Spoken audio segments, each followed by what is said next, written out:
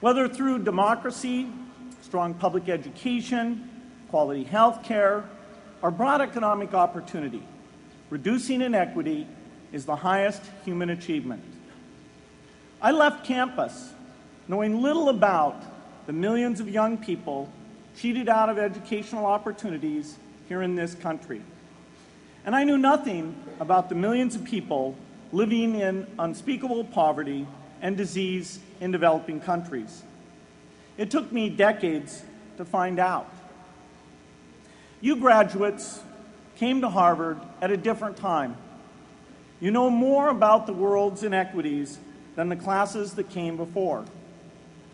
In your years here, I hope you've had a chance to think about how, in this age of accelerating technology, we can finally take on these inequities and we can solve them. Imagine, just for the sake of discussion, that you had a few hours a week and a few dollars a month to donate to a cause. And you wanted to spend that time and money where it would have the greatest impact in saving and improving lives. Where would you spend it? For Melinda and I, the challenge is the same. How can we do the most good for the greatest number with the resources we have? During our discussions on this question, Melinda and I read an article about the millions of children who are dying every year in poor countries from diseases that we had long ago made harmless in this country: measles, malaria, pneumonia, hepatitis B, yellow fever. One disease that I had never heard of, rotavirus, was killing 500,000 children each year, none of them in the United States. We were shocked. We had assumed that if millions of children were dying and they could be saved, the world would make it a priority to discover and deliver the medicines to save them. But it did not.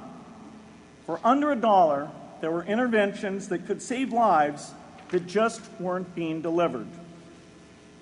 If you believe that every life has equal value, it's revolting to learn that some lives are seen as worth saving and others are not.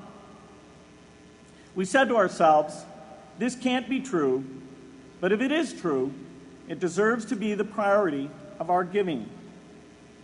So we began our work in the same way anyone here would begin it. We asked, how could the world let these children die? The answer is simple and harsh. The market did not reward saving the lives of these children, and governments did not subsidize it.